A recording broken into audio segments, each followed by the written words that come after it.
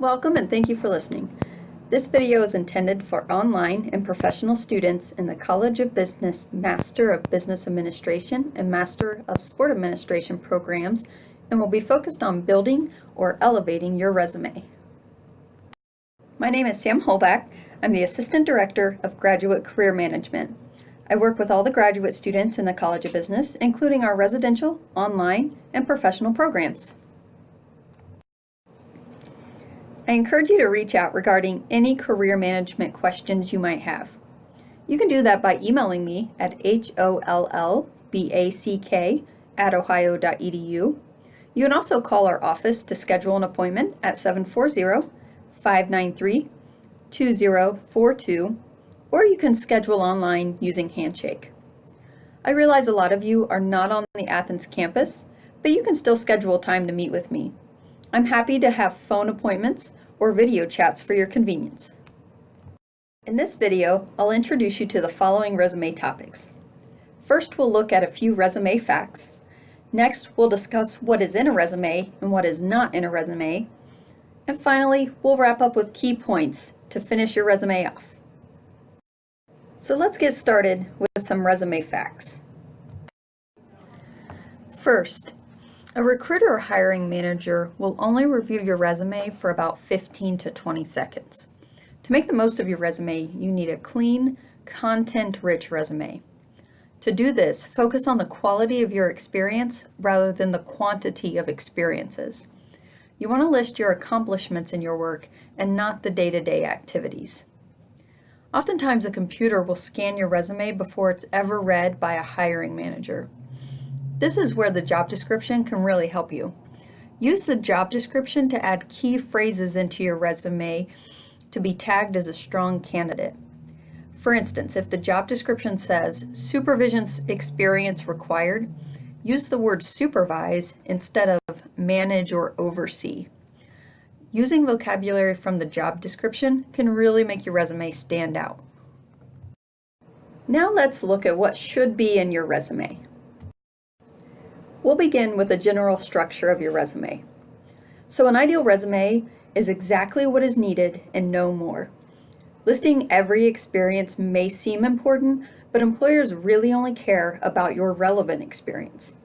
An ideal resume is one full page or two full pages. Partial pages leave a lot of white space, so it's better to have full pages and not a lot of pages. To do this, you can adjust a lot on your resume. So first consider font and font size. Choose a font that looks professional like Times New Roman. Avoid fancy or fun fonts because they may not be perceived well with employers. Start your font size at 12. If it's not fitting on a full page, you can always reduce it down to 11.5 or 11 or even 10.5.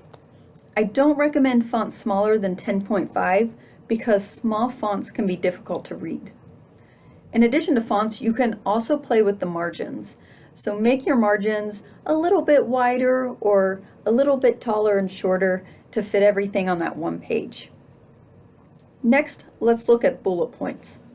Strong bullet points will spice up your resume and showcase your strengths. Hiring managers skim your resume bullets, so you want to have the most important information first. To decide how to order your bullets, ask yourself, is the hiring manager could read only 2 on your list? Which 2 would you want him or her to read? While you do want to start off with a bang, you don't want to at the expense of content. So help the hiring manager understand why what you did was so impressive. It's more effective if the first bullet point provides an overview. So example, the type of company you work for, the scope of operations, the yearly revenue, and the number of clients served. Then follow that bullet point with accomplishments that you had on the job. So next, when you're listing those accomplishments, write about your most relevant experience first. Think about which parts of your current job are most transferable to the position you're applying for and prioritize them on your resume. Your first 2 bullet points should highlight your biggest accomplishments. A good rule of thumb is to use a statistic in your first bullet point and then describe a soft skill like communications in the second.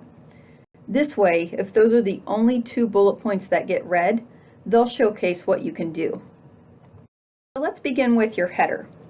This may seem simple, but your header is the first thing your potential employer will see. So it needs to catch the eye, but also look professional. Begin with your name, which should be the largest font on your resume. 18-point font is a good size for your name. Underneath your name, include your phone number, your email address, and your LinkedIn URL. Most employers will either call or email you for an interview, so your physical address isn't necessary anymore, but if you feel more comfortable having it on your resume, you can include it. Use a personal and professional email address like johnsmith@gmail.com. You can also customize your LinkedIn URL, which I recommend doing to only your name. Make your contact information as up-to-date as possible. Definitely make sure that you can be reached at the phone number and email address you list for at least the next month. The average time from application to interview is around 30 days, so out-of-date information might hurt your interview chances. Now let's take a look at education. For new graduates, your education typically appears near the top of the resume. Include your date of graduation in month, year format so the recruiter knows when your degree is complete. List the school you're graduating from, and in our case that'd be Ohio University, and then list the city and state beside it, which is Athens, Ohio. Even if you're an online student, you'll want to list Athens, Ohio, because that's the location of our university. And then list your degree type, like Master of Business Administration. Below that, you can include your concentration if you have one. Whether to include your GPA can be tricky. Many employers actually use GPA to screen candidates. As a general rule, I say if your GPA is 3.0 or higher, go ahead and include it. If your GPA is below a 3.0, you can admit it. Now let's look at your experience section. Like education, you want to list the name of your organization, your title, the location of the company, and the date you worked there. Internships and co-op assignments, full-time and part-time jobs, and volunteer experiences can all go here. We briefly discussed bullet points earlier, so now I'll provide some more detail to perfect your experience section. The more detailed you can make your resume, the better. Don't just write what you've done, but write how you did it. Simply listing your job responsibilities won't make you stand out from the crowd. Your resume isn't the place to be modest, so if you feel like you're bragging, you're probably on the right track. When in doubt, have a friend read through it and ask their first reaction. So you want to be as descriptive as possible, but a resume can get repetitive really quickly. This is where a thesaurus comes in handy. It'll help you avoid using the same words over and over. You really want to use a variety of verbs to make your bullet points more diverse and interesting. When you're developing your bullet points, you want to talk about the results you've achieved using quantifiers. Quantifiers are powerful and they stand out. With the average recruiter or hiring manager spending less than 30 seconds scanning your resume, those numbers can really make a difference. Writing that you increase sales doesn't really tell the reader anything about you, but writing that you increase sales by 35% by training your staff to be better communicators really speaks to your abilities and talents. You can have additional sections on your resume like leadership experience, volunteer work, or competencies that set you apart, like technical and language skills. When adding these sections, be sure the information you add is relevant to the position. For instance, if you're applying to a data analyst position, your technical skills are really relevant and important. Make sure you emphasize those. These additional sections will vary by the positions in which you're applying, so don't hesitate to change your resume based on what you're applying for. In fact, customizing your resume for every job is actually encouraged. Knowing what's in a resume is important, but it's just as important to know what's not in a resume. So let's cover some of that now. I want to point out some trends that you should avoid when updating your resume. Some of these might be considered cultural preferences, so I'll begin here by saying these trends should be avoided if you're applying for positions within the United States. First, avoid adding a picture of yourself to your resume. Some employers might think this is okay, but the majority of HR experts agree that a photo on a resume can lead to discrimination, bias, or favoritism. If you really want your photo to be part of your application, though, I have a solution for you. Include your LinkedIn URL in your header. By doing this, employers will see your photo on your LinkedIn profile without you having to add it to your resume. Just be sure your LinkedIn photo is a nice head and shoulder shot of you looking your professional best. You'll also want to avoid adding professional information like your birth date or marital status. Similar to a photo, we don't want anything on a resume that could be used to lead to discrimination or bias. Finally, your references do not need to be included with your resume. Your reference list should be its own document, separate from the resume. You also don't need to add the information that references are available upon request. If your employer is looking for your references, they know to ask for them.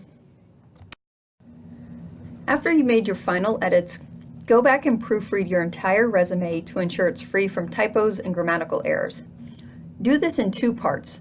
First, run a spell check, and then second, read it out loud. You can't entirely rely on spell check because that only finds mistakes and grammatical errors. It won't pick up on typos like a instead of an.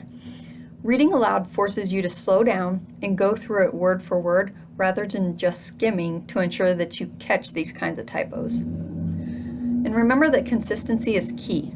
Check that your dates are all aligned to the right, your bullet points are the same shape and size, fonts are consistent throughout, and that each section is in reverse chronological order.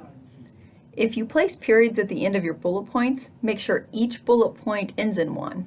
Same if you decide not to use periods after your bullet points.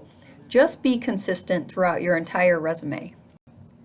Once your resume is ready to go, pair it with a well-written cover letter.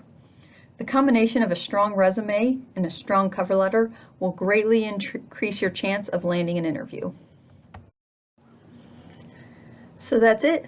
I want to thank you for watching, and if you have any questions about your resume or other application materials, feel free to reach out. Again, my name is Sam, and you can schedule an appointment by calling 740-593-2042, or you can arrange an appointment on Handshake. Thanks, and have a great day.